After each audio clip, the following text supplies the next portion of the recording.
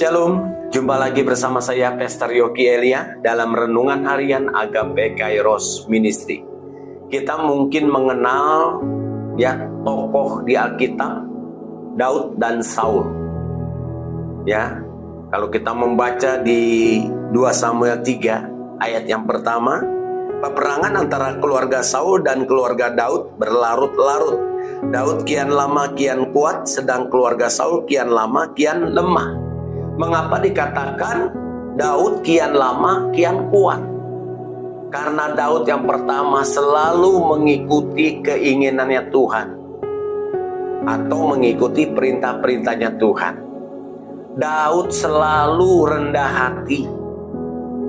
Daud selalu tidak sombong. Daud selalu berbaik hati dan bermurah hati, dan banyak lagi hal-hal apapun yang dia sangat disukai Tuhan. Makanya Daud mengatakan, siapakah aku ini Tuhan? Jadi biji matamu. Daud mengerti bahwa dulu dia orang berdosa, kenapa Tuhan kok begitu sangat mengasihi dan mempromosikan dia.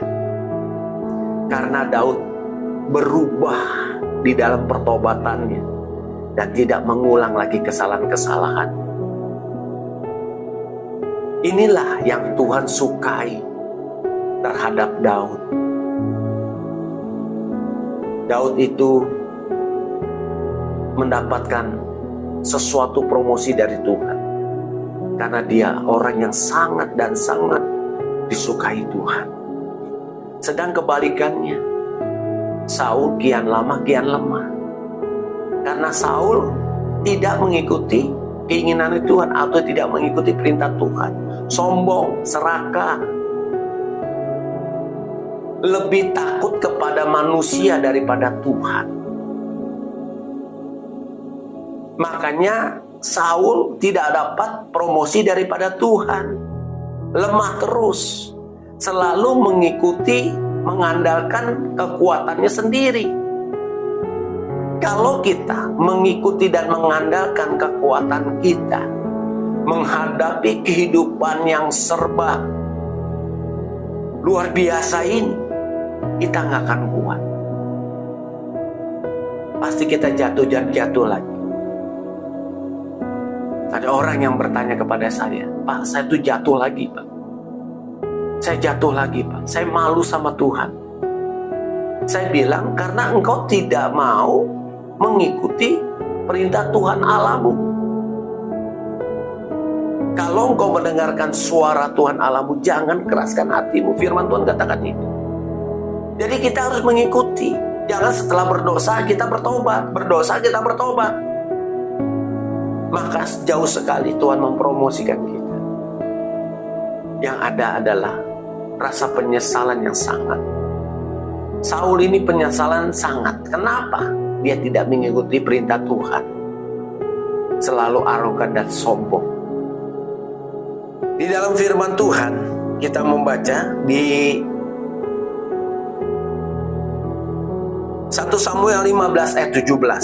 Sesudah itu berkatalah Samuel, bukankah engkau walaupun engkau kecil pada waktu pemandanganmu sendiri telah menjadi kepala atas suku-suku Israel?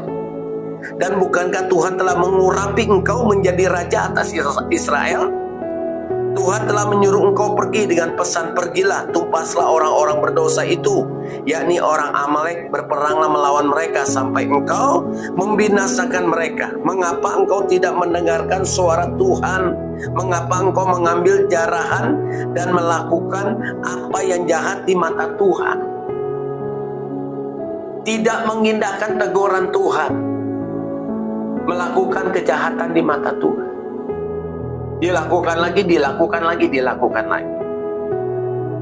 Ya, kita kalau mendapat sesuatu yang besar dari Tuhan, baik dalam pekerjaan, usaha, dan pelayanan, engkau akan mendapat sesuatu promosi dari Tuhan. Ikutilah apa kata Tuhan. Dan berkata, Pak, roh penurut, Pak, tapi daging lemah. Saya berkata itu slogan aja untuk membela diri.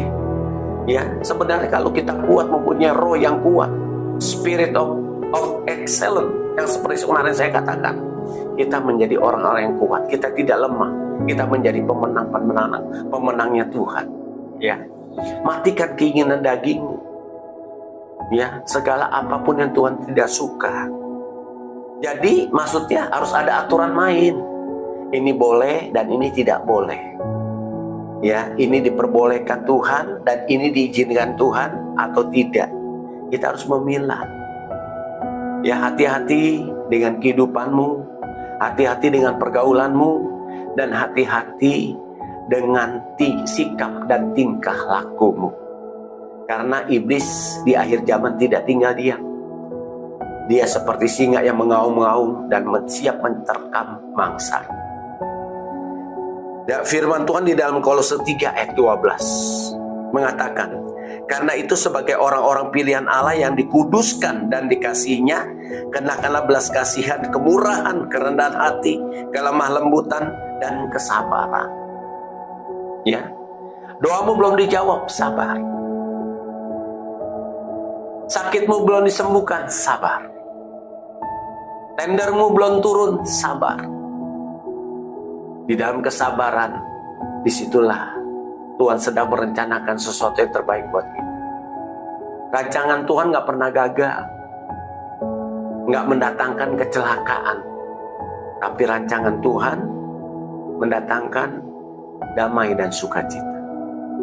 Ikutilah aturan main Tuhan, ikutilah jalur treknya Tuhan, di mana engkau harus bisa memilah mana yang baik dan mana yang buruk, mana yang dikehendaki Tuhan dan mana yang tidak.